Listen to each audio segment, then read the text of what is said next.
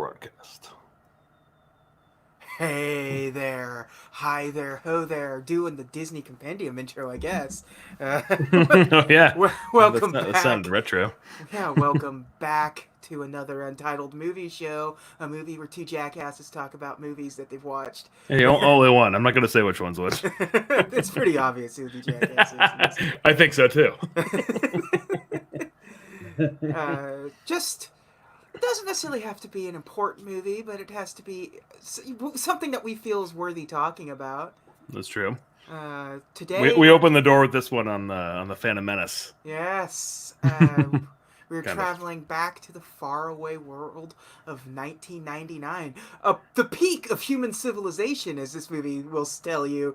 That's Uh, true. Yes. 1999, home to Star Wars: The Phantom Menace. The Sega Dreamcast came out. So did Tony Hawk's Pro Skater, and also a major resurgence of the career of one Keanu Reeves, Oh yes. Yeah. as he Yeah. starred in this. How many has he had? He's had a couple, right? He's had several resurgences. He just keeps coming back, better than ever. Or one way to look at it is he never went away. Never went away. He just hides. He just kind of hangs out, doing his own thing Yeah. until a major hit comes out again. And that major hit was the cyberpunk smash success of 1999, The Matrix. The Matrix. The Matrix, not a Matrix, not one of the Matrixes, but The Matrix. This isn't a sequel to Commando, where Schwarzenegger's name is John Matrix. Oh man, that would have been so good. I wonder if anybody was confused and thought that that's what this movie was. He is the Matrix. Well, I have a long history of hating this movie, Yeah. and as I said in the Phantom Menace, but I did rewatch it and I loved it, and Yeah. now I love the Matrix. Now you love The Matrix. And I love the Yeah, Matrix. Well, wasn't a big- I was trying to figure out why, and I didn't like kung fu at the time, and I don't like slow mo and like flashy stuff like that. And I still don't really, but it doesn't ruin it for me. I like kung fu now, but It's something that it's hard to sometimes go backwards and think about some of these things. Like, you go back to The Matrix and what the effects wise, like the special effects with the slow mo and everything, was Yeah. very unique to The Matrix, and it just Yeah. got played the hell out going Yes. forward. So you just kind made of me hate the Matrix even. yeah, you just kind of retroactively go back and like, it's just Matrix just changed everything, and did, yeah. for It did, better yeah. or worse for a lot of things. Worse in most cases.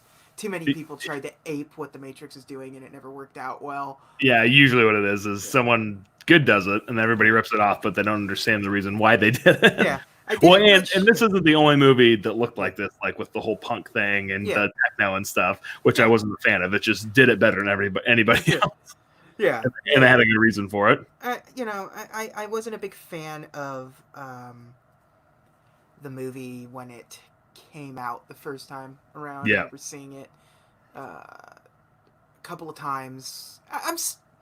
We'll get into it a little bit. I'm still not a huge fan of the movie, but it is super cool to look at still. Yeah. I guess one thing I could say about the Wachowskis is that I think they're better like directors than they are like writers in a lot of ways. They are phenomenal directors. They have a great vision and they execute it perfectly every time, but I'm not so necessarily sure about plots a lot of Oh, well, it's times. funny when I watched this again. I think it was a few weeks before Christmas, pre-Corona.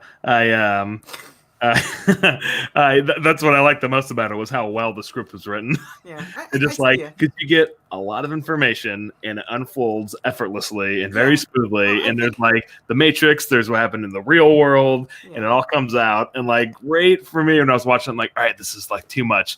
Then they have the kung fu training scene, which kind of let you digest what you just saw. So I thought that was very good. They certainly, especially with this first movie, really do have. They know what their universe is. Oh yeah. I don't necessarily think it's well written, but I mean, it's all there, and it's all like they don't try to kill you with it, which is what a lot of sci-fi and especially cyberpunk stuff gets too into their universe, and they didn't really try to get too into their own universe. They wanted it to unfold organically, which they Yeah. did a good job, especially in this first one.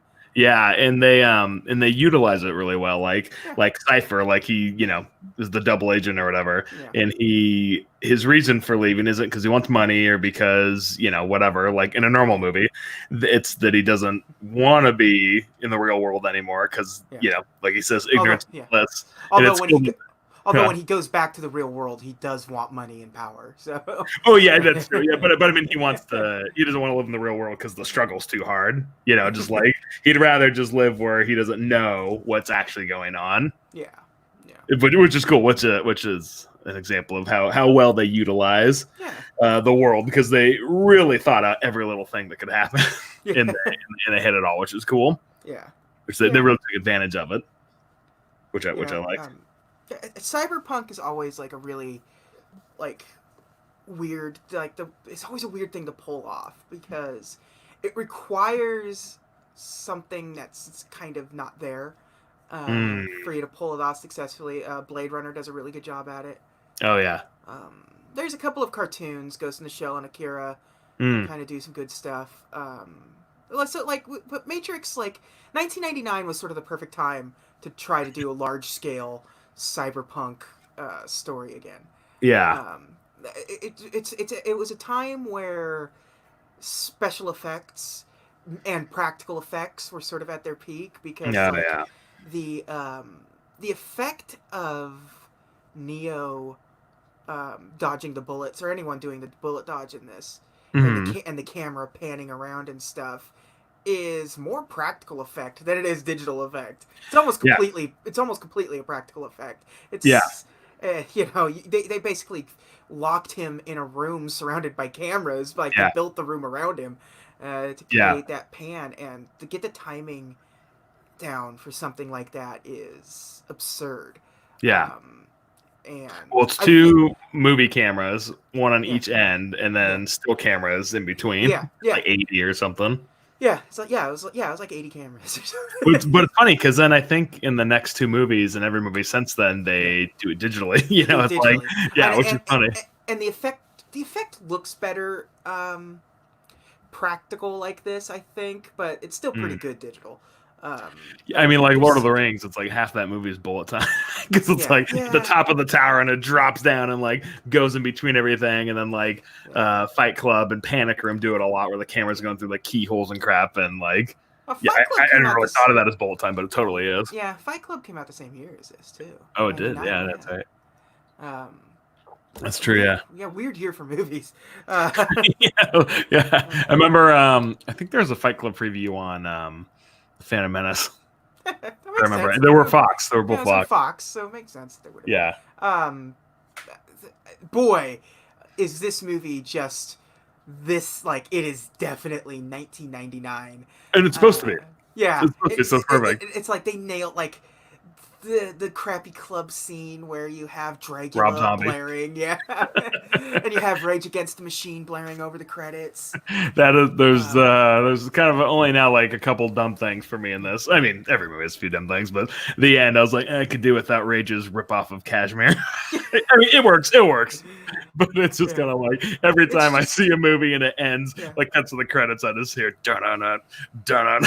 Yeah, it was so fun. It was so funny because I've watched this twice within the last couple of weeks because we were gonna do it, but then the universe is weird right now, so it's hard to. We're in the Matrix. We're in the Matrix. So I watched it again today. Hold on, I got a cat out. She's scratching. Yeah.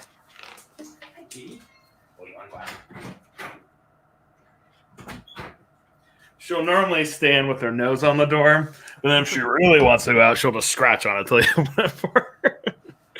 Okay. All right. So I was watching it again today, and every time Dragula hits in this, I just can't help but laugh because it's just like, God, this is 1999 as hell. Yeah. Like this is like peak Hot Topic era, and it's only gonna get like crazier because like they create that cyberpunk look at the end of this. Oh yeah, with the trench coats and the buckles and the belts and business. It's very like it's very video gamey, and very anime. Oh yeah, yeah, which and which is comic booky, which and was what they're yeah, going for. which is like the Wachowskis' wheelhouse. Because I will say, Wachowskis, my favorite movie of theirs is Speed Racer by a long shot. Speed Racer is very good. It's all style. The plot is incredibly stupid, but so is the cartoons. I And mean, it's great. I mean, and the way they it's shot it was cool yeah, because they used the HD yeah, cameras that Lucas was using, yeah. and they would shoot everything separately so they could keep it all in focus, like a comic book or a cartoon. Yeah, like I said at the beginning of this, they have quite the eye for creating a scene. You know, I will say they're the only like writer directors that have taken off in Lucas's footsteps. I mean, there's plenty of good ones, but people who are pushing story and technology at the Yeah. same time, they are the only ones. And that's what's great about me opening the door to the Matrix was because I haven't seen any of their other movies, so that I got to see everything else and loved it all. So that was fun, and especially right now because movies are kind of in a creative drought, so it's kind of good for me to put some wind back in my sails. Yeah, it's fun. Like it's so crazy to see, sort of. Still to this day, like I've said it to you before. Like Ghost in the Shell is one of my favorite movies. Oh yeah, yeah. I love Ghost in the Shell, and to see so many, to the point of like direct references, to the point of being rip off. Just how much you could tell that they've like. Yeah. They are so inspired by that universe. Oh yeah. And it's very cool to sort of like. Yeah, they wanted to make an anime on screen that was like a live action. That was their goal. And they pretty much did. I mean, because that's what like late '80s, early '90s anime was. So there was a trend of that stuff. Yeah, because like Blade Runner was super influenced by like heavy metal and stuff. Yeah, yeah. Not the music. Yes, heavy metal, as in the magazine / cartoon. Yeah, Mobius, right? Mobius. Yeah, that was his name, right? The artist. Yeah. Yeah, the French dude. Yeah, but yeah, they have an aesthetic that they've absolutely nailed. Yeah. Well, Bullet Time was, they said that in comic books, they like, when you can stretch a moment out with different panels and stuff. Mm-hmm. That's what they were trying to do with that. Yeah. Boy, did it create video games to this day. Oh, yeah. Still, like, heavily lean into that sort of, like, slow down time so you can, shoot and dodge bullets and stuff like that. There's a video game called Super Hot. And it is basically just you doing bullet time only. Time only moves when you're in motion. And the bullets are coming at you or whatever projectile, so you can actually like dodge out of the way, sometimes smack the bullets out of the way, and it is just like you're like, oh, this is absolutely the Matrix, and it's like VR now, so you're just like in this universe and being weird and it's so funny that they're so influenced by like that, and when time came to make a video game, they didn't particularly make a good video game out of this whole situation. They were all in on it though. They were all in. They were very involved. Yes, which is cool. There were 2 video games. There were 3. There were 3. I just know the first one. There's Enter the Matrix. Right? Yeah, Enter the Matrix, Path of Neo, and the Matrix Online. Oh, it was like whatever, Sim City or whatever. No, it was like it was more. It was more than SimCity. It's Star Wars Galaxies, I was gonna say. Living in the Matrix, going on quests, all that stuff, and there was when they were shutting down the servers, there was a huge party as the universe collapsed around them. So it was very cool. Oh yeah. Well, it's pretty funny to look at the CG in this because it's fine, but it's funny to look at that and then where the Phantom Menace was because they were light years ahead of where they were on the Matrix. Yeah. It's fine in this movie. That's definitely more of a example of where CG was in 1999 because the Phantom Menace was way ahead in the future. Yeah. I bet you they saw the Phantom Menace and they're like, oh, damn it. I still think the design, they went for a much more like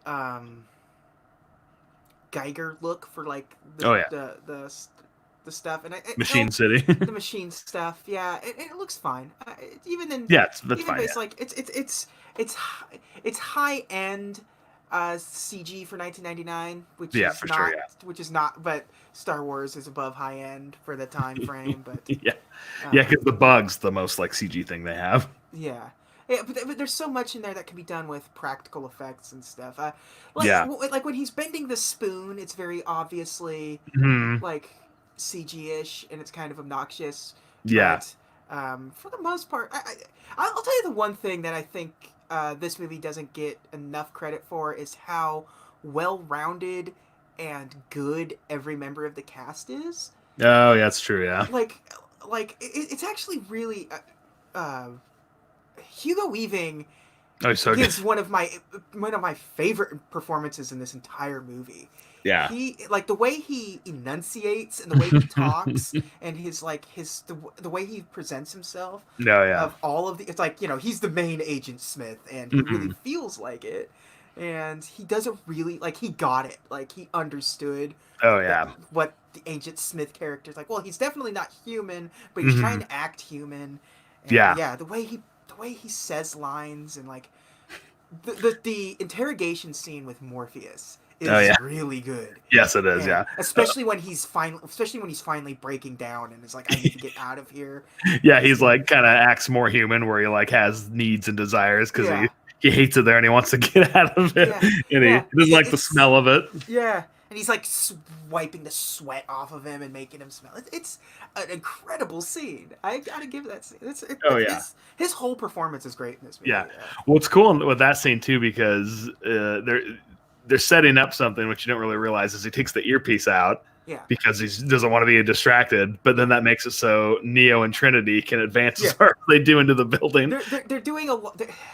It's especially in this movie. They're doing a lot of like little tiny things Hmm. that that imply Neo being the one. Yeah. Because it's a 1 in a million shot that he would pull his earpiece out so they couldn't hear him as they're Yeah. going into the thing, or like even when Cypher was killing, and it's like, I wouldn't be able to pull the plug out and having the guy survive and everything. Like, Yeah. like And they're he's showing a talking lot help. of little things like that, like to Yeah. prove that it's on his like the universe is on Neo's side here. Yeah. Well, and it's cool because Neo doesn't believe it like the whole time. He's at the most he's entertaining the idea of it, Yeah. and it's cool because he makes all the right choices because he is the one. He is the one. He's making all the right. Yeah, he wants it to be true, so he's sort of like his body is sort of going through the motions of being true too, and because it is true. And I mean, he's just doing what he thinks is right, which is what makes him the one. And I do like when she is telling him that when the Oracle is explained, like, oh, it's like just he's telling you what you need. She's telling you what you need to hear, kind of thing, and telling you. Yeah. Because she's not telling him he is. Because like he needs to believe it, but also when she asks like what needs to happen, he says like another life, which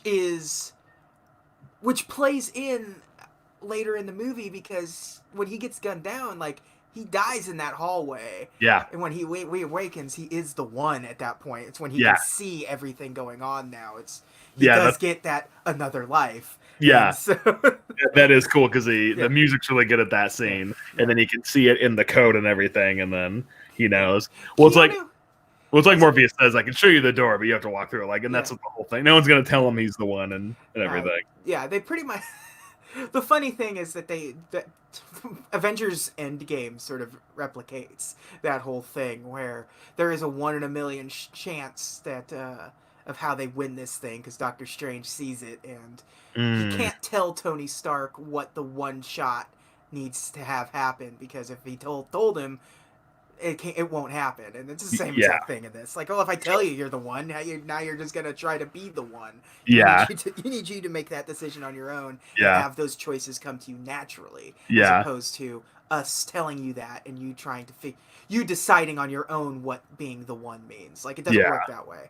No, well, it's funny that Star Wars and the Matrix were basically telling the same story at the same time with the one and the prophecy. I mean, obviously, they came out at the same exact time. There's no way that anybody is ripping anybody off. And even the sequels where Neo has the dream of her dying and all that stuff, I mean, obviously it plays out differently. And they're taking from the same inspiration. But, I mean, and obviously the Wachowskis were inspired by Star Wars. But it's just funny that they were kind of at the same place at the same time. Yeah.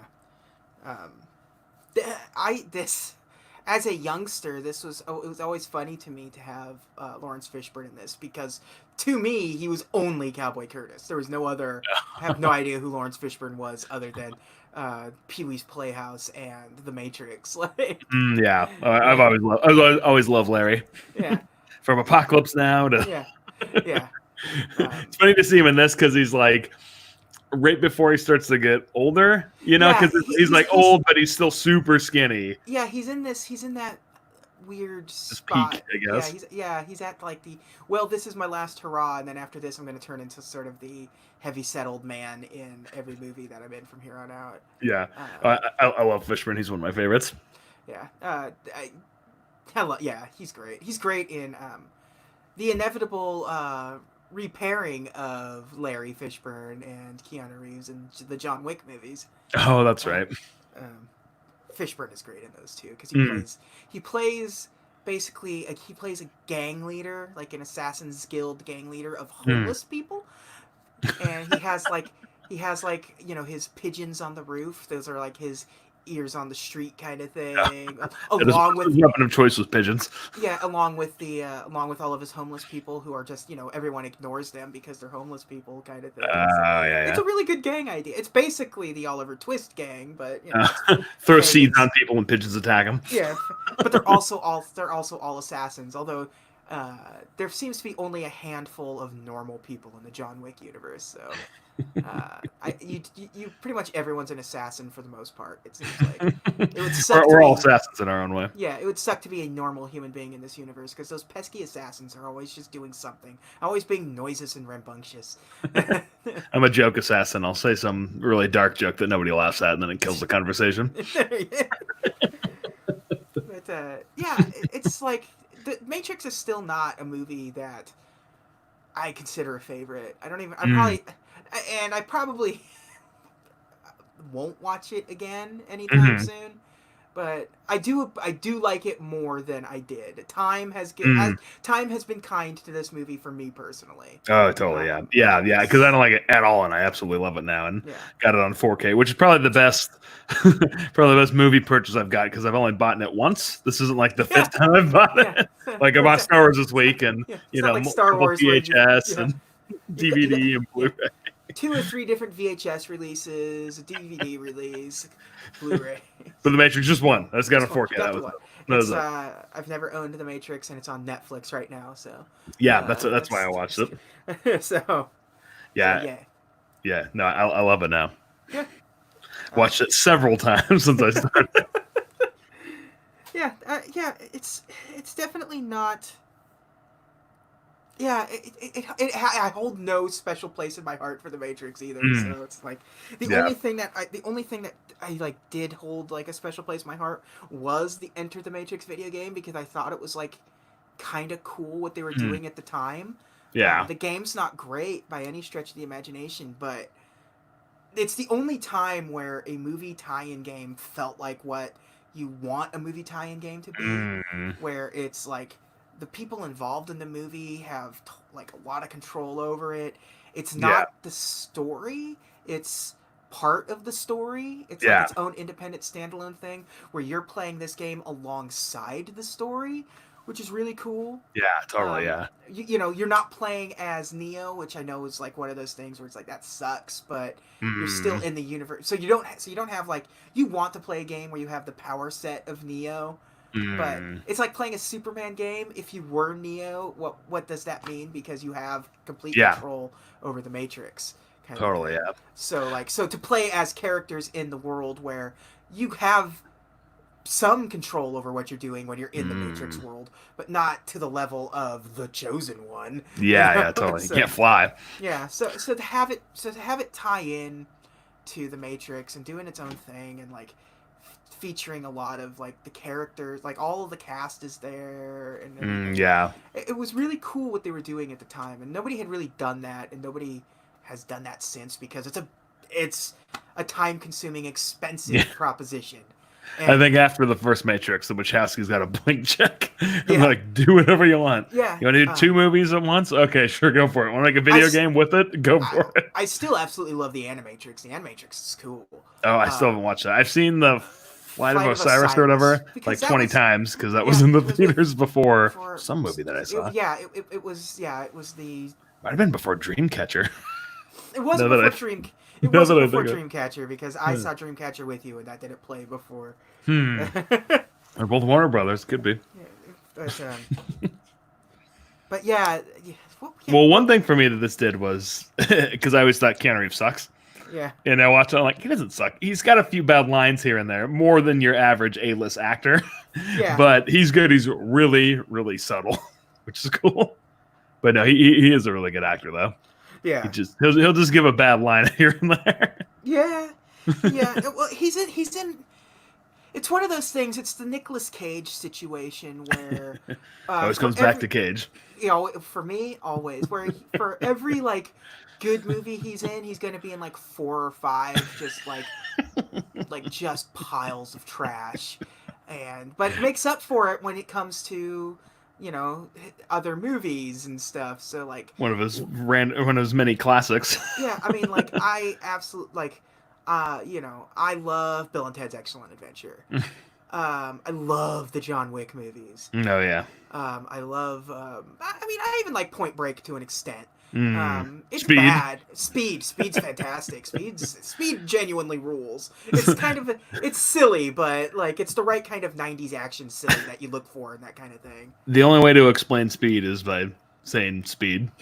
That sums up the movie perfectly. Yeah. Yeah, I was talking about that movie yesterday. It's funny. The bus blows up, and you're like, "Oh wait, there's more movie."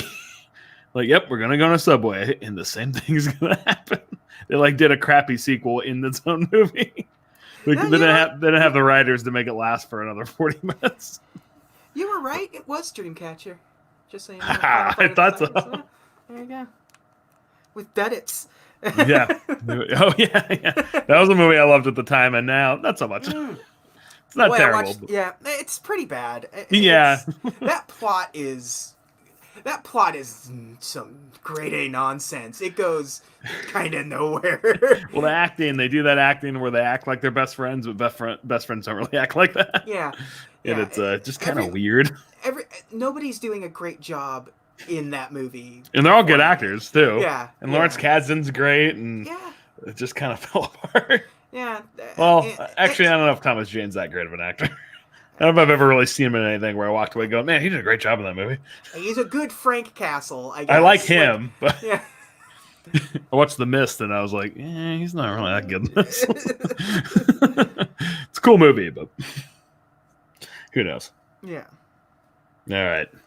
But, it's fun to go back to The Matrix. Yeah, I haven't watched the sequels yet, so... I kind of like the sequels more because it's one movie. Go for it. Yeah, they go for it hardcore, and it's awesome because it definitely has that feel of like the prequels where they're like, man, nobody is telling them what to do. And so it's one movie. You can't look at it as 2 movies. Like that was their biggest fault. I mean, I don't think making one 4.5-hour movie released separately is the way to go. But having said that, it's awesome. So problem with Reloaded. Even though I love it, it does have problems. Yeah, we'll get to Reloaded and talk about Reloaded and Revelations. I think we'll do a separate episode because I haven't watched them yet. Okay. I haven't watched them yet, and I think I'll watch them back to back. I was gonna prepare you for what you're in for. Yeah. Well, it's one movie. So the Reloaded is the first act. So they don't really do much. They just set it all up. And then the next one knocks it all down. So when you watch Reloaded, you're like, why didn't anything happen? Then you watch Revolutions and you go, oh, that's why. Because I hated Reloaded when I watched it. And then I watched it again and then I loved it. Was it a 6-month stagger or was it a year stagger? I think it was a year. Okay. I think. I mean, it wasn't a Kill Bill situation where it was like, and then 6 months later you get part 2. Except the stag. Oh, I thought you meant shooting it. No, it was 6 months. Okay. I mean, yeah, that's weird. It's never really worked out for a movie. No, that kind of release schedule. They wanted to do 3 weeks, but the studio wouldn't let them, which would have been way better. I think. I don't think so. I don't think that would have been way better because I think it's one of those things where it's.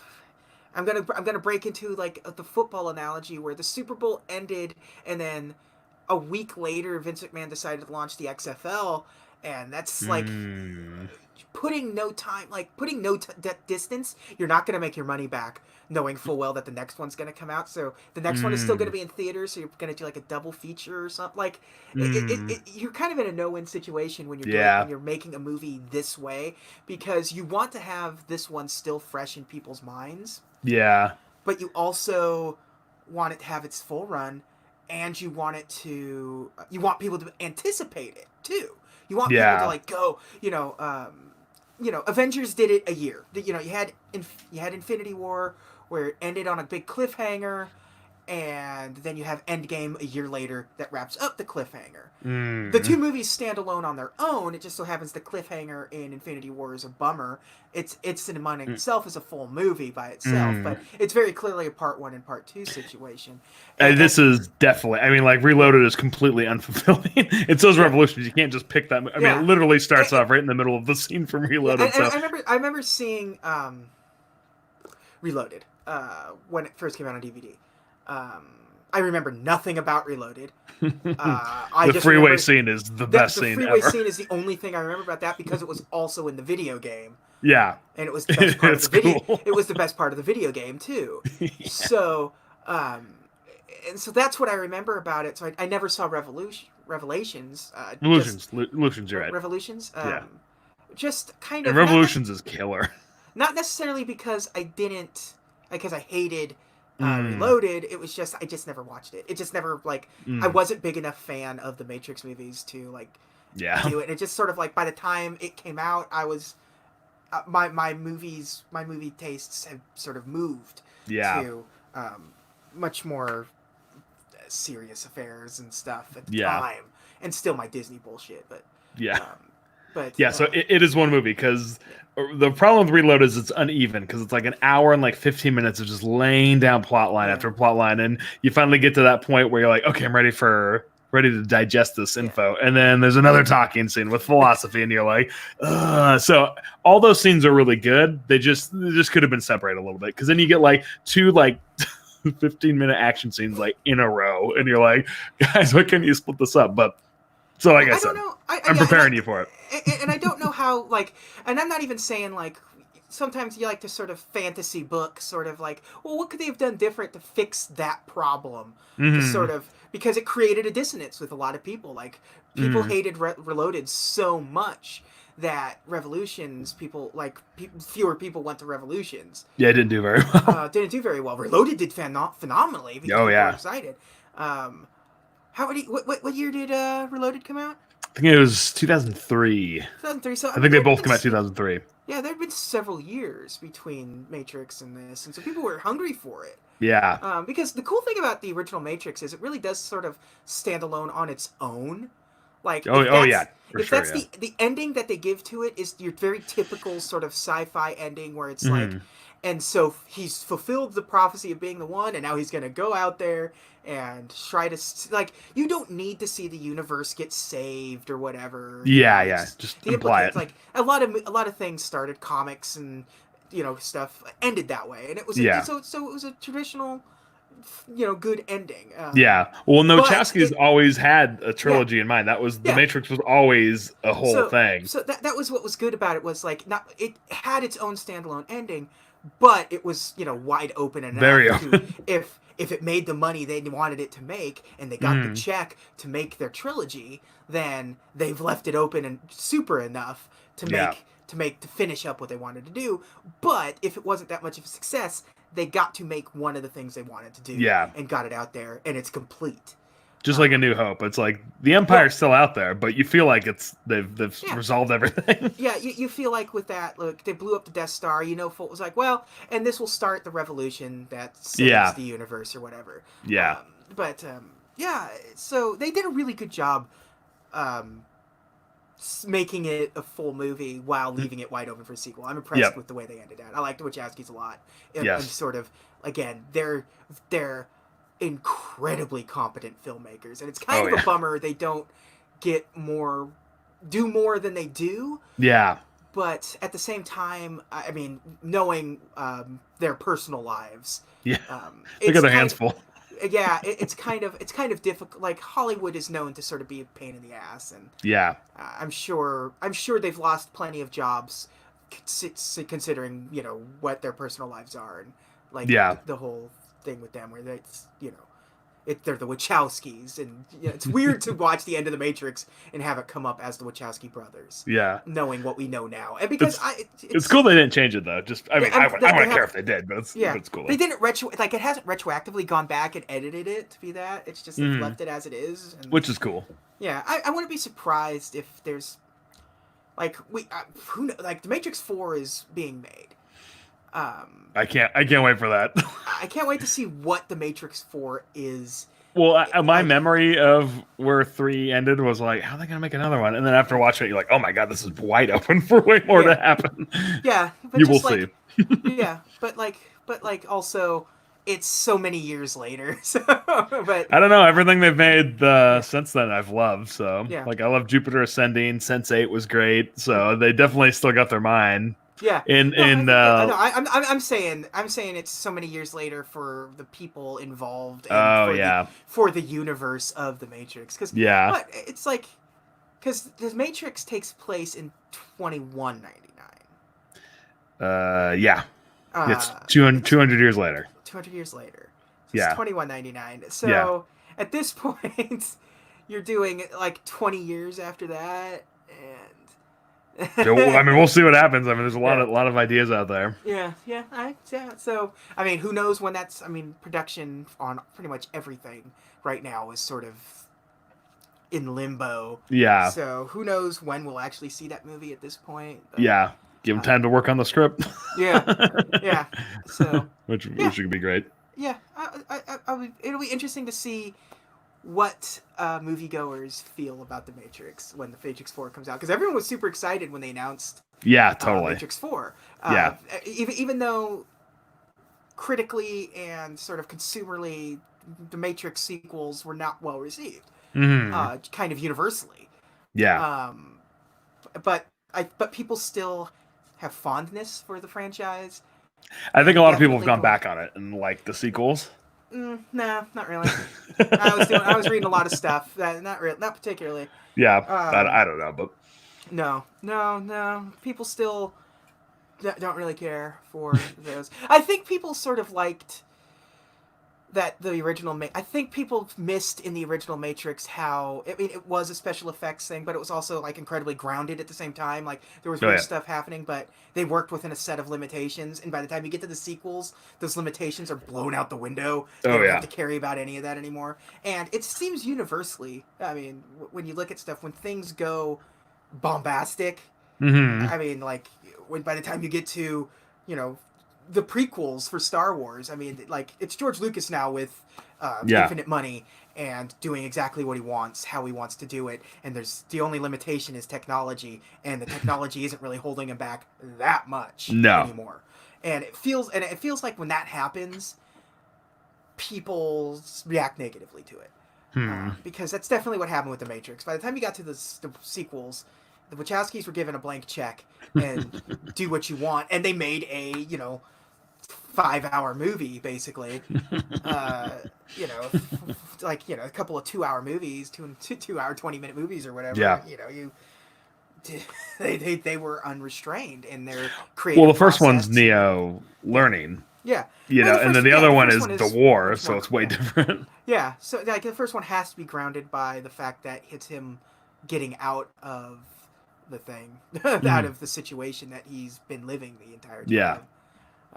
The internet ruined everything. The concept of the red pill, because that became a thing online. It's funny. I don't know. It's funny with that because I don't know if it's because I'm watching it in the higher definition than everybody else. Most people did, but so there's the red and the blue, and it's like Dayquil.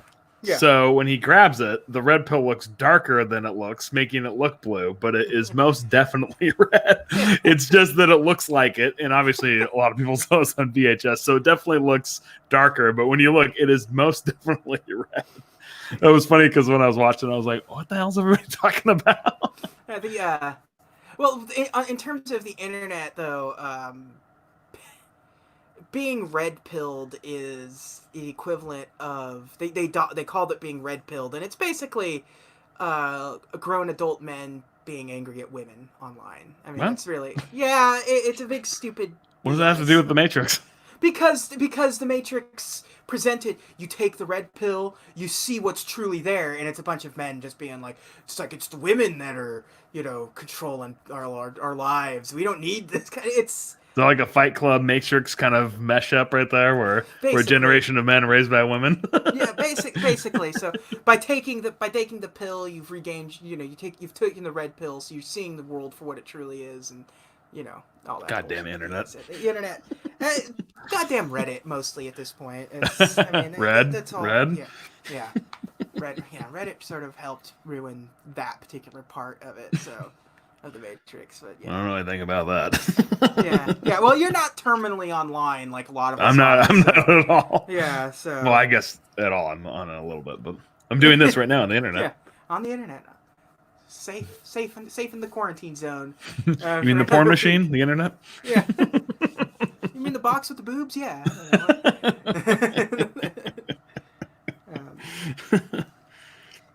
I don't remember like. The only thing I really remember, like, at the time of The Matrix was, A, everyone being super into Matrix, and B, the sort of, like, controversy it was strumming up because of, like, Columbine and things like that. It came out way after. Well, not way, but after. Yeah. Oh, yeah, that's true, yeah. Well, I remember it was funny when it came out because, obviously, that was the summer of Star Wars for me. Did this come out in, like, August or something? It came out... I thought it might be in, like, a late kind of summer. Release date March 31st, 1999. So definitely not the summer. Yeah, actually, that was way off. So I guess I was before Columbine then. Oh, Columbine happened today, actually. Yeah. Well, not. I mean, today. Years ago, not today. Today. Oh yeah. Well, this date. However many years ago that was that? Oh yeah. No, think about it. If you want to just, I wanted to prepare some stuff to like talk about, but like I went to the Wikipedia page for The Matrix, and oh my god, there's too much information. Oh yeah. On The Matrix, it is insane. It has. I'm just gonna break it down. Like when you go to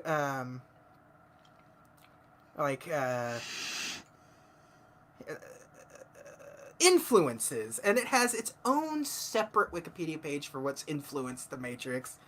But it also has like film and television influences, literary influences, philosophy influences, religion and mythology, transgender themes. Which is like, retroactively, we're like, wait a minute. Well, these guys are now girls. Let's go back on this. Well, it's a little more complicated than that. This could be a teaching moment for you, but we'll just keep it.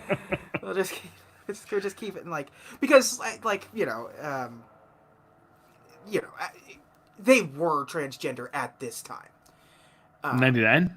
Yes, they were, but they were that back in this time. It wasn't like something you could be open about, or it was not even something that was accepted. It was not something that transgender wasn't even really a word. Yeah. At the time, because like people are still struggling. Like, well, is it transvestite or is it drag queen? Like, you're still doing that kind of BS. Transgender wasn't really, in the human psyche at the time, and a lot of people knew what they were, but they couldn't vocalize what it was because it wasn't really anywhere to do it. Especially when you're, trying to make it in Hollywood. You definitely, especially the Hollywood of the 90s, there was no way you were going to be able to get away with and have a career, especially at a major studio like Warner Brothers. There was no way. The only quote I saw from them was from a few years ago talking about it, and they're like, yeah, I guess when you look back on our stuff, it all kind of has those themes in it. But that was the only thing. Well, because the Wachowskis are pretty quiet about everything, which is awesome. They do let the movie do all the talking. Yeah, well, and also, I mean, they're transgender, and they had to be quiet because they wanted to be able to live their lives. But if they're on camera, doing interviews and stuff, they have to, they can't. You shouldn't have to hide who you are. Yeah. And so, like, they're kind of just quiet by default. because Yeah. especially like they're a little more vocal now because Yeah. it's way more accepted than it's ever been. So they Yeah. can go out there and do interviews and be who I forget. It's Lana and right. It's Lana and I Lily. forget Lily. Lily. Yeah, Well, Larry is Lana and Andy Larry is Lily. is So it Lily. gets confusing because one of them has the L still, but then the other one Yeah, gets the yeah. L. So Yeah. makes it So hard. so Makes it so harder to so so, remember. so yeah. So they get to go out there as Lana and Lily now, as opposed Mm. to trying to put on a costume and do Mm. interviews and stuff. Shorts and the That's t-shirt yeah, with the unbuttoned plaid yeah, shirt, yeah, the yeah. backwards hat. Yeah, just like because like this was also like you could like you look at like also like Matt Stone and Trey Parker and like it's like the early, like this '90s aesthetic that everyone like had at the same time, like the Wachowskis then and them then. Like it's just like Oh let's yeah.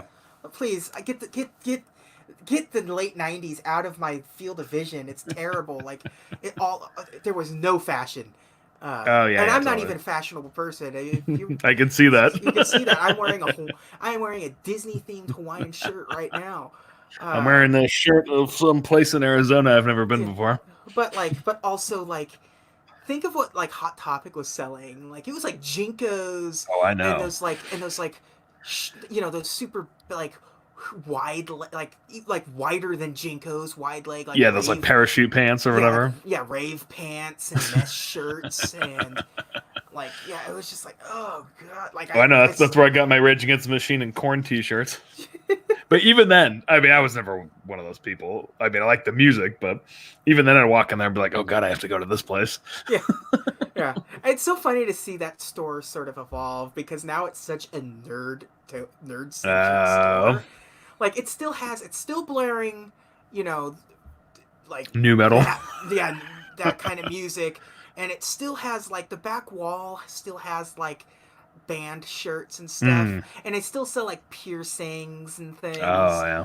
but it's mostly Funko Pops and like video Mm. game, anime, and wrestling shirts. It's the weirdest thing. It is so weird to see what Hot Top. I mean, it's their name, Hot Topic. What's hot right now? Well, Yeah. Funko Pops are hot right now, so that's what we're gonna sell. We are a pop culture store in 1999.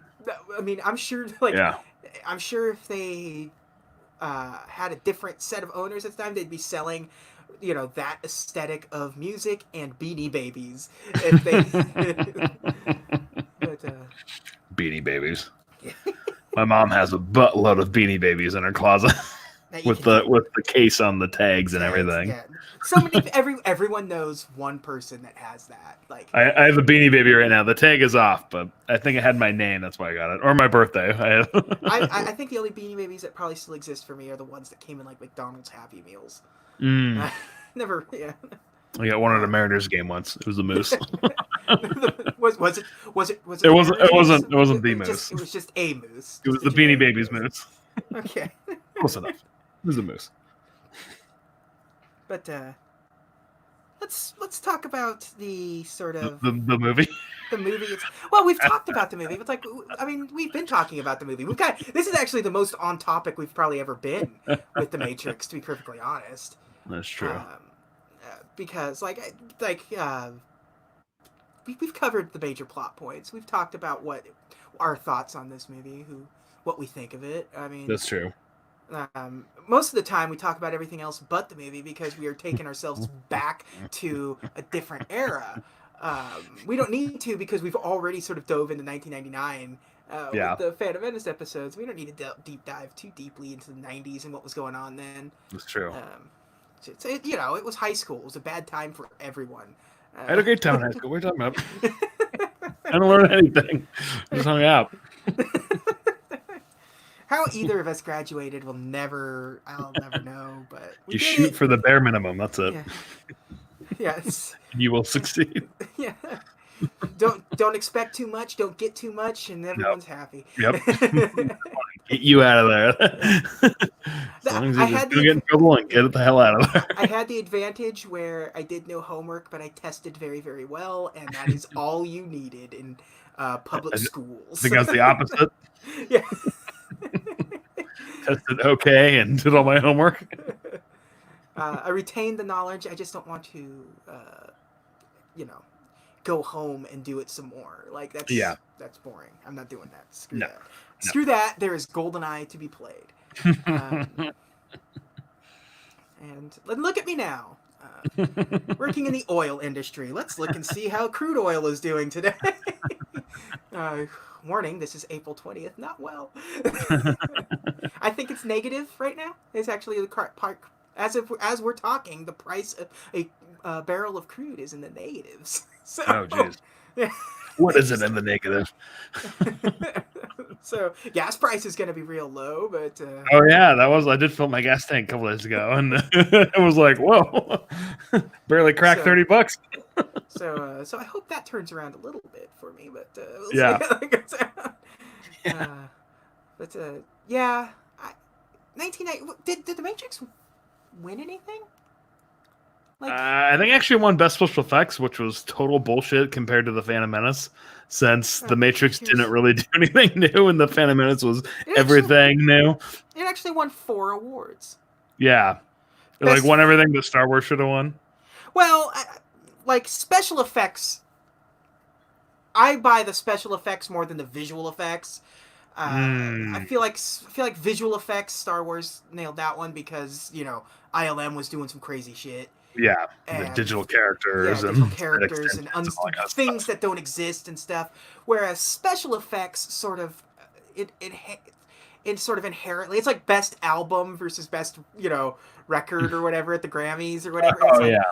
Where I think the Matrix did much more in terms of practicality, like with the way they did the bullet timing and stuff, was treading completely new ground that nobody was doing at that time. Like that was needlessly elaborate for an effect that they had in their mind, and they did it, and they created it, and they used it to an impressive effect, and it really impressed a lot of people in Hollywood. So it makes sense that but they also won best visual effects, which I'm not. Look, the Sentinels are really cool again. Yeah, it's a cool design, not necessarily good looking and. In their function, like when they're actually on the screen, not that great. But I like them. They're like bugs. They got like the multiple eyes, and they got like the little mandibles and stuff. Yeah, they're just a little. So they also got best film editing, best sound effects editing, and best visual effects. So sound effects editing is I guess I never think about that as being a category, but I guess that makes sense.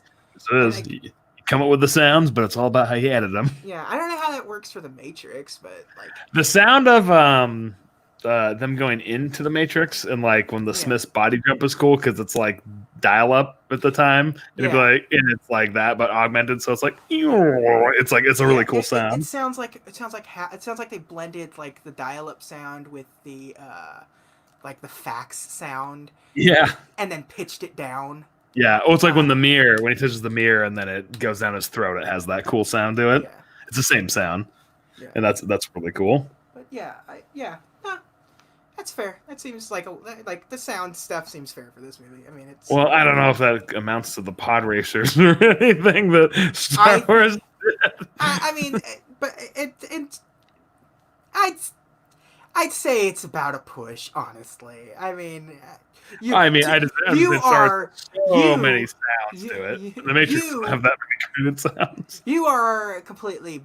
There is no bias. There is no biaslessness with you. It's Star Wars will always be the number one choice, no matter what. Everything in that movie is fake. They had to create all that sound.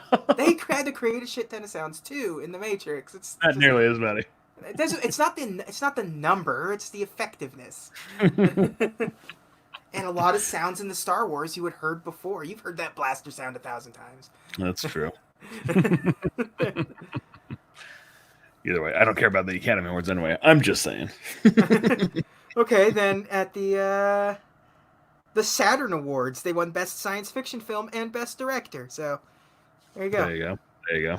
The Saturn Awards are the sort of sci-fi-ish. I've never heard of those. Yeah, they are. That's like sci-fi, fantasy, and horror are their 3 main categories. So Tim Allen won for Galaxy Quest that year.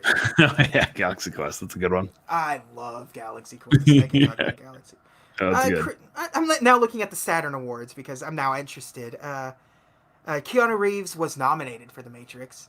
Was he really? Yeah, but he lost to Tim Allen. So did Johnny Depp for Sleepy Hollow, Brendan Fraser for The Mummy, Liam Neeson nominated for Best Actor for Episode 1. Which, Yeah, Qui-Gon's killer. yeah, I guess it's funny when you hear like Best Actor, you think of it as like, I don't think of Qui-Gon as the main actor of that movie, but I guess he is. He is, yeah, he is. It's Yeah, like totally. that. It's like that.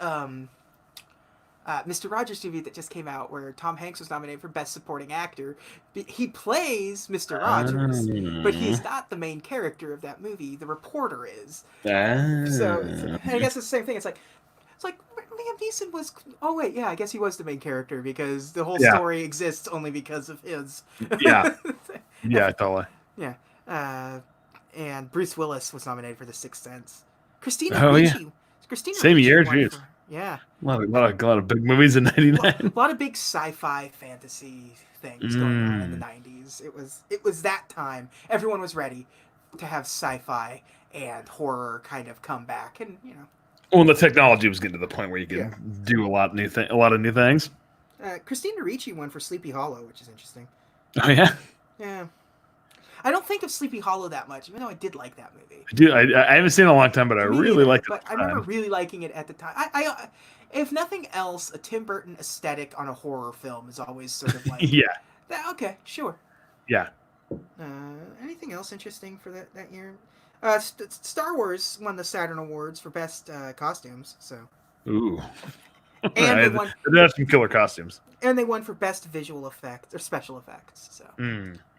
There you go. Saturn knows what's going on. Saturn knows what's going on. Danny Elfman won for best music for a film that year. Star Wars not nominated. What? They're like, yeah, we all know. Now, best horror film was The Sixth Sense. It beat The Blair Witch Project, Ravenous, Sleepy Hollow, Stigmata, and Teaching Mrs. Tingle, which... Blair Witch came out that year, too? Blair Witch came out in 99. 99 was a big year for... Yeah, it was. Yeah. Jeez, you got like every end of the spectrum. Yeah. I mean, for like sci-fi and stuff and like fantasy films, yeah, it was a huge year for movies. It's funny, you got like the Phantom Menace, like the most like biggest technological breakthrough in maybe ever, and then the Blair Witch, like the most basic movie. You can barely get more like budget than the Blair Witch Project. Like nowadays, you can make a movie with your cell phone, and even that is like it would cost more to buy each person their own iPhone than it would than it costs, because it's like, hundreds of dollars, like $800 per phone. And here you get, like back then, what was it? Blair Witch was like $10,000 or some nonsense like that. Like that. I don't remember, but they made a lot. Yeah. It has to. Yeah, it's absurdly. I still love that stupid movie. I really like that time. I haven't seen it in a long time, but I do want to watch it again. It's one of those that it's a personal family favorite. It's just one of those movies when the spooky season rolls around, we put on Blair Witch. So it's one of those funny movies where it's 90 minutes, but it feels like it's like 4 hours. Yeah. It's a very stressful movie because it's just a lot of screaming and cursing and not being able to see what's going on, and it just sort of there's no like action scene or flow or whatever. Yeah, so that's why it seems like it's way longer. And a lot of 90-minute movies feel shorter. Yeah, and it's also like, it is on Blu-ray, but do you need it on Blu-ray? I don't know. Is that on 8mm or? Yeah, it's like. I know it's pre-digital, so I don't know. Yeah, and it's full frame. Like that's the only version of that exists. There's no widescreen version of that movie. There's no anything. It's just like 28 days later, you're like, I don't know if I need to up the format on that movie. Yeah, Matrix was the 4th highest grossing movie of 1999. So. Oh yeah.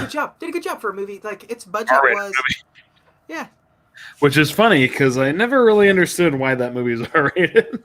It was the budget of that movie was $63 million, made $465 million in the U.S. So it made well made its money back. Yeah, totally. Well, that was the Wachowskis' second movie, and Bound was a small movie. Yeah. So it's funny that their second movie was such a big movie. Yeah, It shouldn't have been. I mean, I think it just goes to show you what was coming out at the time, anyways. That Yeah. people were ready for that kind of movie at the time. Like, in any other year, if that movie came out a couple of years sooner, probably wouldn't have been. I mean, the effects wouldn't have been there.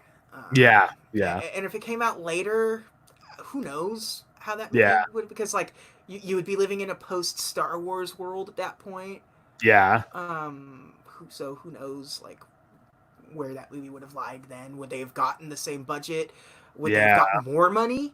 Because of the idea was appealing and they wanted to make like Warner Brothers wanted to make their Star Wars or Mm, something, but who knows what would have happened. Like, it came out at just the right time. yeah. Well, the 90s was also the young hot director where they were getting, like getting people right out of film school like Tarantino and Well, all this but and we're in the middle of the Eisner era of Disney, and Disney was doing a lot of the Miramax and Buena Vista films and stuff, where they were doing, like The Sixth Sense is a perfect example of that, where that really was like Michael Eisner's sort of strategy was young and also cheap. So like you get a young director is a cheap director. M. Night Shyamalan, cheap director. He has an idea. He sold it. It's not going to cost a whole lot of money. No. The most of the cost will come from, Bruce Willis. Bruce Willis, and M. Night Shyamalan has no standing in Hollywood, so I don't have to pay him that much. And it worked. It worked for years for Disney and Hollywood as a whole. That's what Hollywood was doing at the time. Yeah. They were taking more chances because they were able to pay less money to get bigger chances. Like, it was it's better to hit singles and doubles than home runs every time. Yeah. And that's really that was Eisner's business strategy, and that sort of became Hollywood's business strategy during this time frame. Because like even stuff like The Mummy, which is also this year. Oh yeah. That was also like Brendan Fraser's nobody. It's not gonna. He's not gonna cost a lot of money. It's an IP that we already own. It's ours. We just need to get a director and a script together, and they made a buttload of money off of The Mummy too. They're like, wait, when you said Steven Sommers, I thought you said Steven Spielberg. No. No. It's okay. He wants to be Spielberg. It'll work out. And that was the 6th highest grossing movie of the year, The Mummy. Oh yeah, God, a lot of movies.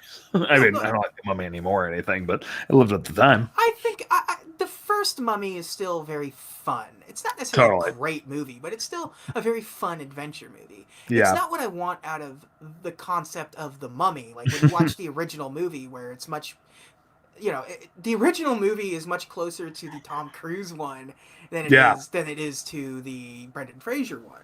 Yeah, and that's not the kind of movie that the mass public wants in these day and ages. So they swung for the fences with the recent Mummy, and me and you both liked it, but I 100% understand why it was a failure.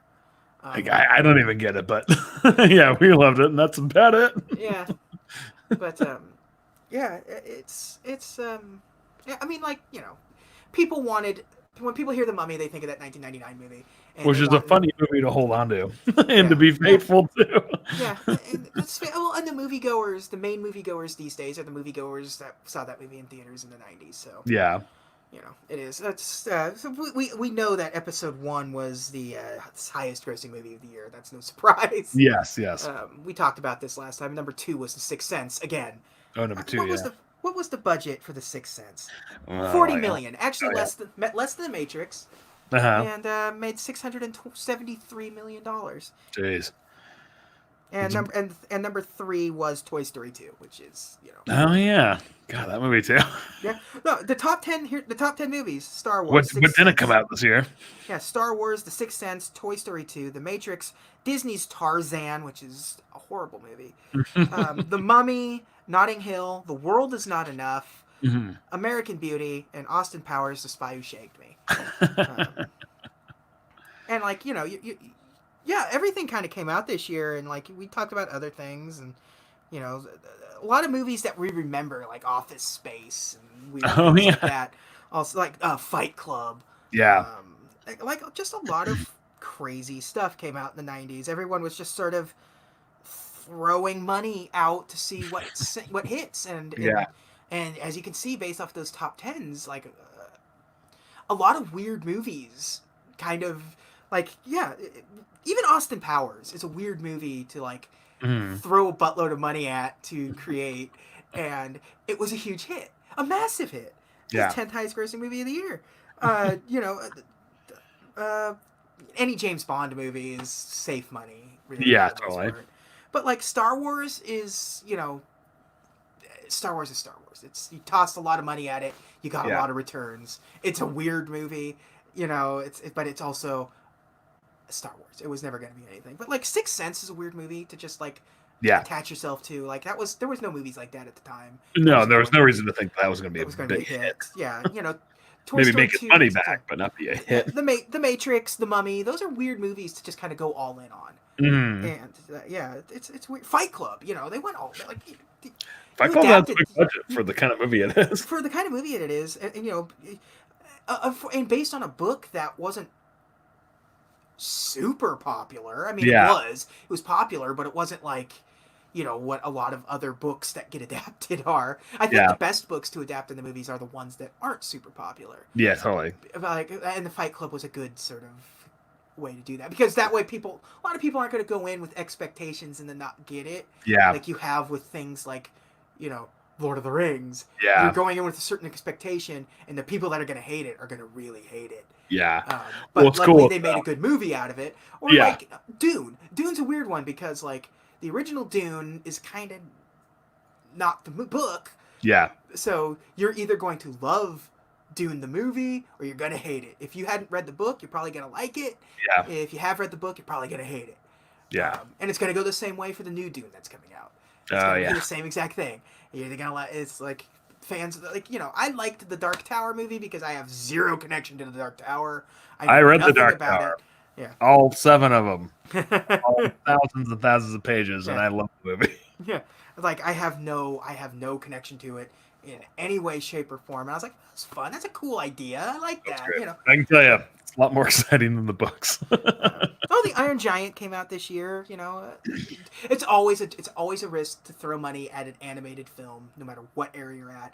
If you're not Disney, or Sony, like those are the two where that can like throw a lot of money around. But like, did Shrek come out this year? I think Shrek is next year. Yeah, but it would be on that top 10 right there. Yeah, and but and that's a studio that was kind of a nothing studio, was ripping off Disney, that hit a home run. Mm-hmm.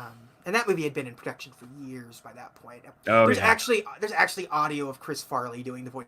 That's funny. Iron Giant, who was Warner Brothers, so Warner Brothers really trying to go all out for this year. But yeah, 99 was a very good year for like creativity. Yeah, a lot of very interesting, and created a lot of careers. I mean, 1999 created the career of the Wachowskis and M. Night Shyamalan. Oh yeah.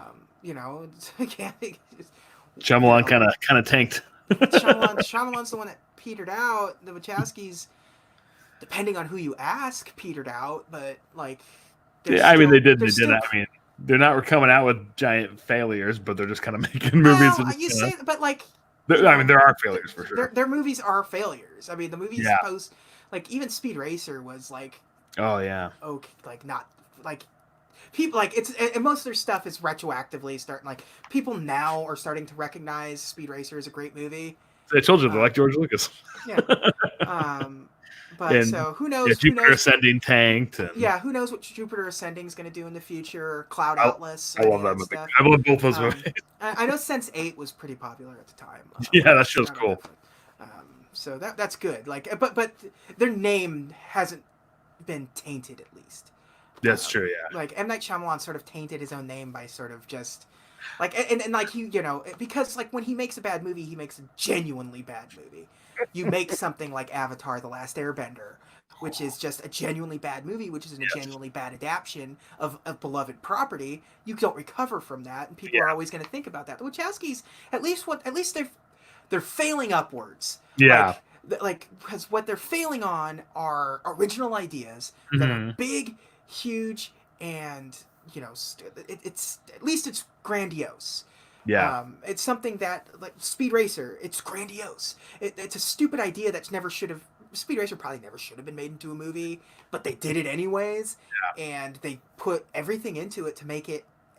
It is the only thing that is live action cartoon is the only way to really explain that movie, Oh yeah. because because it comes across as a cartoon, and It does, they didn't sacrifice a single thing to make that movie feel like a cartoon.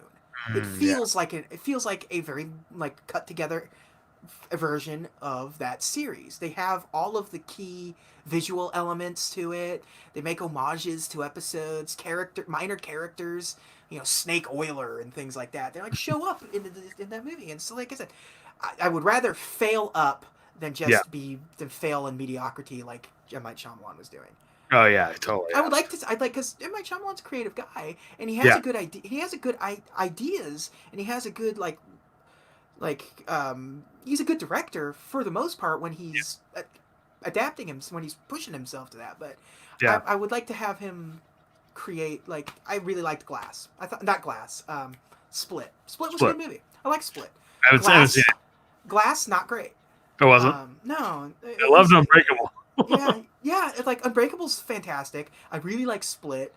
Glass should be a home Shattered. run. Yeah, it should be a home run, but it's just not, because I think when he tries too hard is when he fails. And it's him trying to be M. Night Shyamalan, and him trying to make Unbreakable 3 as opposed to, because like Split was cool because until the end I did not know it was a sequel to Unbreakable. Because it's not. Until the very end, it's not. It's just its own standalone thing that's really, really cool. And he kept it a secret that this is actually a follow-up to Unbreakable. This is in-universe of Unbreakable. Yeah. Like, oh, well, that's very cool. All right. And it was an original movie up until that point because he wasn't trying to, attach everything to Unbreakable, which was cool. But, yeah. But the Wachowskis, will never. They will never settle for mediocrity. Even if it's a failure, again, they put everything into it. And it all comes out onto the film. And even if the movie's not good, it's still an absolute treat to sort of take in.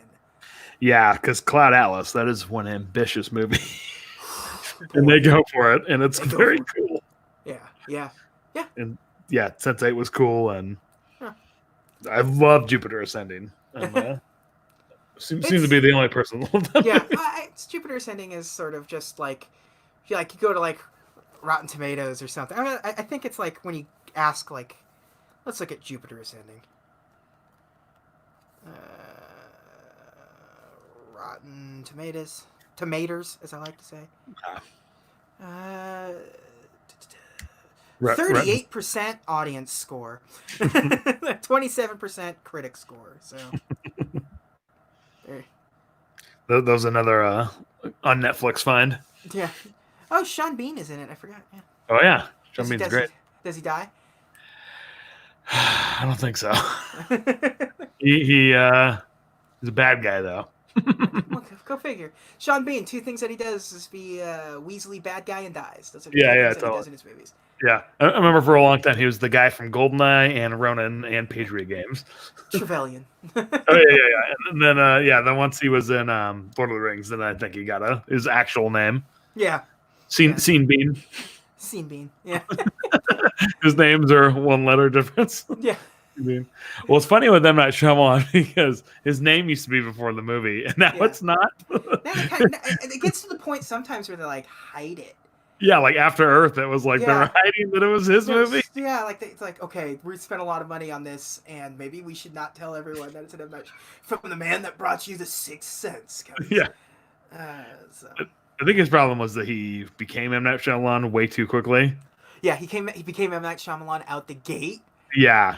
So then every movie you're just like looking for the twist, and they just And when what was his second one? Was second one Unbreakable? And so it has a twist, but it's a different kind of twist. Yeah, and then it's like, Signs. okay, Signs, and you're like, okay, That one's got the big twist. it's got the big twist. Okay. And then The Village. The Village where he has the big twist, but it wasn't a hidden twist because everyone figured that movie out instantly and Yeah. and were mad at it because of it.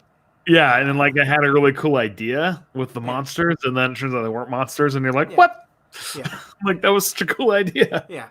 And he'd like killed his own. If you're gonna have a big twist when things aren't really the way they are, you can't have the original idea be cooler than what you twisted and do. Yeah. You can't. Your twist shouldn't be like, oh, actually everything's just kind of mediocre. Actually.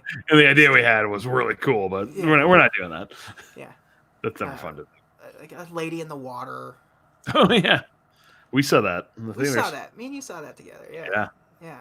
I liked that at the time. I don't know if I watched it again. I'm You did. sure. I can assure you did not like that at the time. I remember very specifically leaving the theater, and you're like, "Oh, that wasn't very good."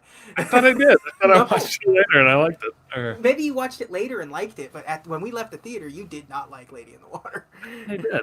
No. I thought you didn't, and I did. No, I actually did kind of like it because I liked the characters, and you just thought it was dumb. Well, maybe. I don't like it though. I know that much. And the first time I watched The Happening, I was like, "Man, this movie's cool." And then I Yeah, watched it I was again. mad. You actually made me genuinely mad. I'm like, it's not cool. What the hell is wrong with you? It is Yeah. not. I watched it again. I was like, "Oh God, this is terrible." It's actually very, very funny. It's Yeah. actually, if you watch that movie from the lens of it being sort of like a dark comedy, it's actually pretty good from those lenses. It is a great comedy hiding in plain sight. Yeah. Like if he just tweaked it just a little bit more, it actually probably would have worked better. But no. Mark Wahlberg is way too Mark Wahlberg in that. And this was Mark Wahlberg making his big like run at like I'm going to be a Hollywood somebody again. I'm gonna be the most badass guy that's ever been on screen ever. Because every movie he does just reinforces how badass he is. And unfortunately, it worked because boy, it's just movie after movie of him being a badass since then. Yeah, just every like 6 months, it's just got another crime movie with Mark Wahlberg being a badass. Yeah. I just watched one the other day that because like it was on Netflix because my dad can't miss a Mark Wahlberg movie, and so there was one on Netflix and we watched it and I was like, boy, this is just every Mark Wahlberg movie I have ever watched. So I've gone to some real horse shit in the theaters to see like I can't even remember what some of them are now. Yeah, like Shooter and Contraband. Yeah, that's one that popped up in my head. Yeah. Yeah, what's the one? The night one? We Are the Night or something with Yeah. I think Russell Crowe. Oh no, that's a different movie. Yeah. Russell Crowe, that's the different where he's like the mayor or something. Yeah. There's a lot. There's like definitely a Mark Wahlberg like studio of just like pumping out these Mark Wahlberg movies. It's like what he does. And yet my dad hasn't and then he got himself into those Transformers movies, which is a big disappointment for everyone. Oh yeah. Just to have to go to a Transformers movie and have to watch Mark Wahlberg. He actually wasn't movies the are worst already a part hit and a of miss. that first one of his. It's very true. Yeah, I was like, oh, Mark Wahlberg is actually like the most redeeming part of this movie. Was Kelsey Grammer in the second one with Mark Wahlberg or the first one with Mark Wahlberg? Was he in it, or did he just do a voice? No, Kelsey Grammer was like the main like business bad man. That was like, working with the nanobot weird. Must have been the second one. The yeah. I don't remember the title. Those movies are just wild. They're just there's the sort of consistency across that entire franchise is crazy. The second one with Mark Wahlberg is awesome because it just goes for it and it's absolutely insane and I love it. Yeah. And it's like switches between 3 different aspect ratios for some reason. I don't know what advantage Michael Bay was looking for with that, but it's like 185, 235. That Transformers franchise is wild. It is a wild ride. If you like, because like even within the same movie, the quality can go like, whoa. Yeah, it's like the movies, like the action scenes are always cool. Yeah, and then the humor is like, did a really, really immature 12-year-old boy write this? Yeah, because like like of the entire franchise. Bumblebee's my favorite of all of them. I think Bumblebee's a really good movie. Um, I haven't seen it yet. uh, but the third one has like just the best action moments. Period. Oh yeah, it's But 45 minutes of nonstop yeah, robot but fighting, which is what we've been waiting for. But anytime the plot gets involved, you're just like, come stop, please. Let's just destroy Chicago. Yeah, just lay waste to this hellhole. Let's just do it. And they do it. Yeah. And it ends with that, with Optimus Prime killing Megatron in the coolest way possible. Like, so badass. Yeah, just the point blank just blows his head off. Yeah, what would you be without me, Prime? Let's find out. Yeah, and then he hits him in the head. He hits him in the head with an axe and pulls his skull and spine out like it's a Mortal Kombat fatality. It is. Oh, yeah, he kills him and then his like previous mentor. Yeah, man. Leonard Nimoy. Yeah, that scene is just rad as hell, and I recommend just that 45-minute chunk is worth just watch that if you want to. It's good. It's good TV. Yeah. I think it's the only Transformers I actually like. I love that one just for that ending part. Is so cool. I like the first one because it's kind of just simple. People hate on it, but it's like Transformers is dumb. Like the reality of Transformers is like it is a cartoon designed to sell toys. Yep.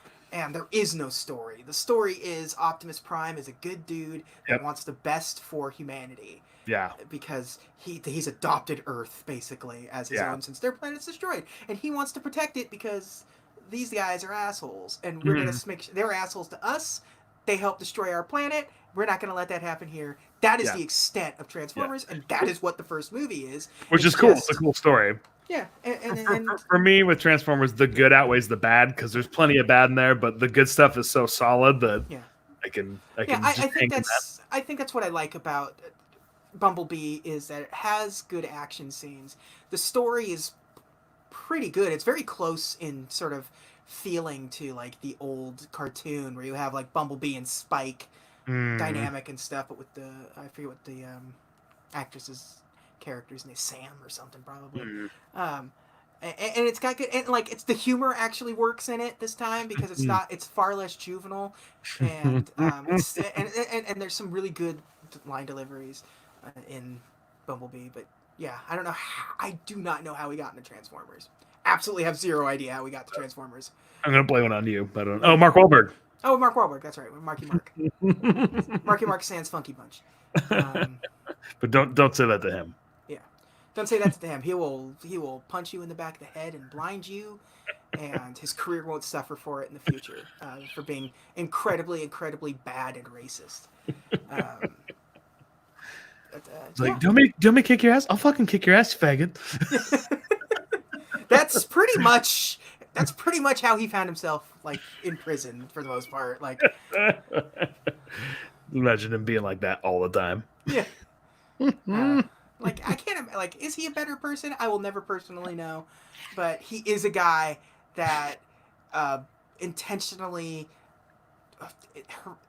Very, very much hurt two Asian men simply for the fact that they're being Asian.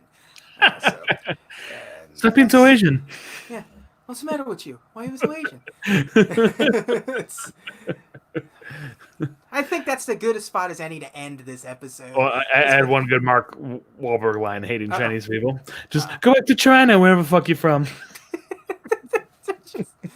That's all I have about that. That's pretty much what America feels like as a whole right now, and it sucks. So so many people are Mark Wahlberg right now, and it's terrible. But we have to blame contraband in all those movies. Yes, put that Mark Wahlberg mindset in there. Yeah, we normalized Mark Wahlberg, and that is unacceptable.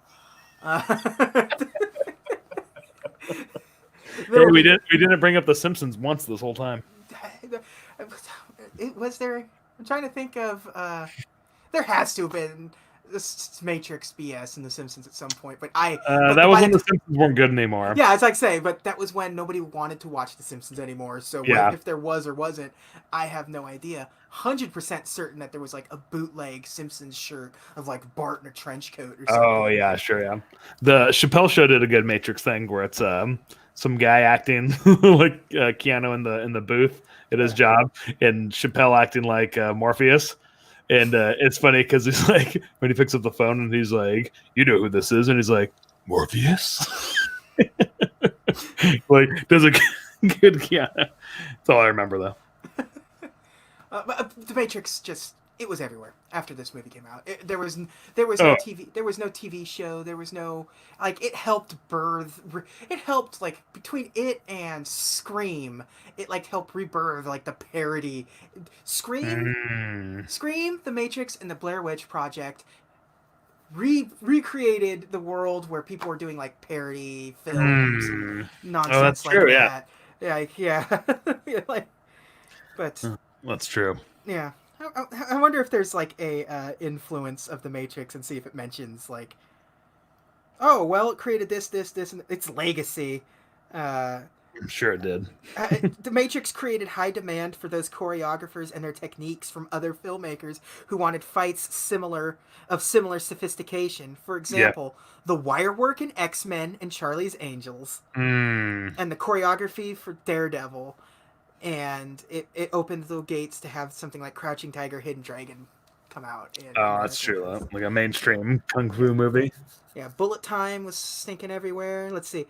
The Matrix signature special effect and other aspects of the film have been parodied numerous times in movies such as Deuce Bigelow, Male Gigolo, Scary Movie, Shrek, Kung Pao, Enter the Fist.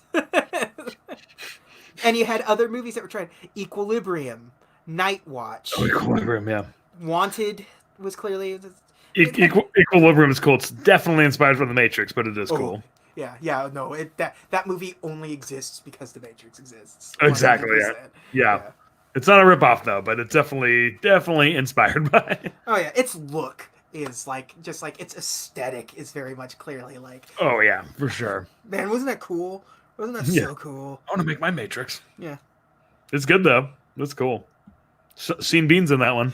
This is an interesting. The original Tron paved the way for the Matrix, and the Matrix, in turn, inspired Disney to make its own Matrix with the Tron sequel, Tron Legacy. There you go. To Disney, Tron Legacy is their Matrix, which I could see that. I can see that in a lot of ways.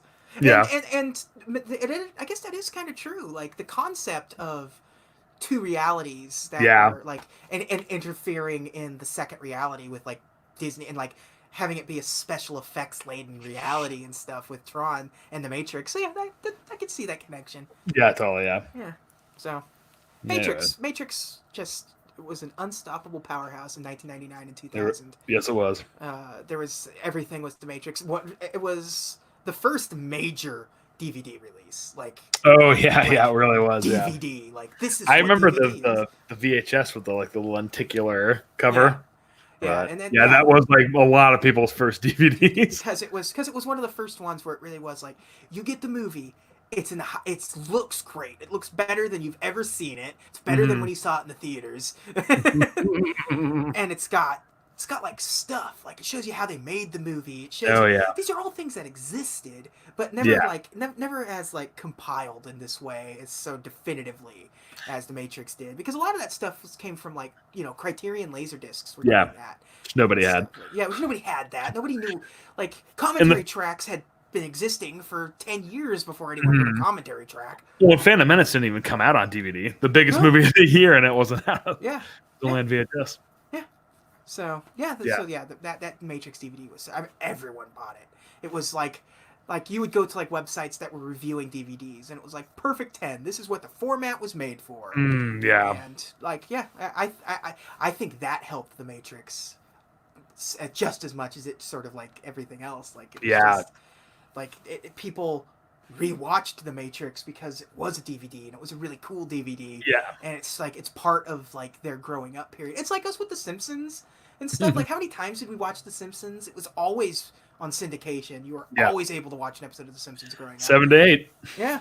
And it's the same thing. Like, The Matrix was a major, and DVDs were cheap at that time too. So it was like $25 got you The Matrix as a youngster, and you could just keep watching it. You're in high school, you can just watch it over and over again. It becomes part of who you are. Yeah.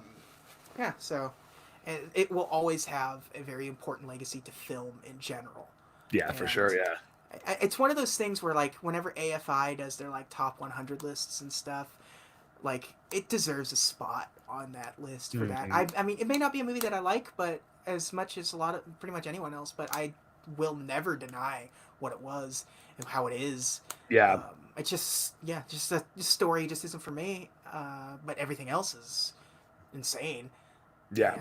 and there's no bigger. I mean, if it weren't for Star Wars coming out that same year, like Matrix would have been like probably the longest lasting of all of those like 90s sort of Oh yeah. Yeah. science fiction stuff. Like, Well, its influence is so clear. Like you yeah, can. It's. I mean, they had to, such a yeah, specific style that when yeah, you see anything do it, you know yeah, exactly what it's yeah, from. and it's an influence that is still felt to this day. Like I Yeah. said, Yeah. video games still are trying to recreate that feeling of Yeah. being in the Matrix and stuff. Well, it's like you said with the Matrix being influenced by Tron, you're like, oh yeah, I can see that. But with most of the Matrix stuff, you're like, yep, that's the Matrix. Yeah, absolutely. There's no wondering where that came from. Yeah, there's none of it. And like that little thing that I was reading, with all like the way action scenes were being filmed in early 2000s, like they said, like with the X-Men and stuff, with the wire work. Like, wire work action scenes that was reserved for Asian films. Yeah. If they did wire work, it was for Superman to fly or something. But it was never for this jumping, kind of like jumping and action and the fights and stuff. Like that's not really what was used for. Wire work kind of sucks unless you do it really well, because people jump and there's no weight, and you can do it well. And this first Matrix does it pretty darn well, but the next two, I don't know if they didn't have time to put that extra effort in there, or if they were going for the kung fu look, but it looks like wire work. Yeah. They really kind of half-ass it on the next two. Yeah. But and with most movies you see it and you're just like, yep, they're jumping off this 20-foot building and they just land right on their feet and they're running. There's no impact or whatever. Yeah. Like anything, it can be done well and bad at this, and Yeah. So I think we'll put a pin in it this time. There we go. This one, we've taken the red pill. We see what the reality of movies are, and we're ready to dive deeper into it. Follow the rabbit. We're gonna follow. Yeah, we're gonna follow that rabbit. We are in Wonderland, and we're gonna follow that rabbit all the way through. To next time. Till the next Matrix. Till the next Matrix, which will be the next episode after this. All right, cool. Actually, I think we'll do both. I think we'll just do both back to back. Yeah, because it's one movie. To reinforce the idea. I'm gonna reinforce. I'm gonna humor you and reinforce the feeling of it being one singular movie. That's not me. That's the Wachowskis. But until then, thank you all for joining us again, and goodbye. I don't know. How do you? There's no. Whoa. I mean, what's the catchphrase for the Matrix that I can sign out on? I don't know. But I got nothing. So just turn it off mid sentence. So just how we always do it. Just like and so I'm gonna just stop it whenever I want to.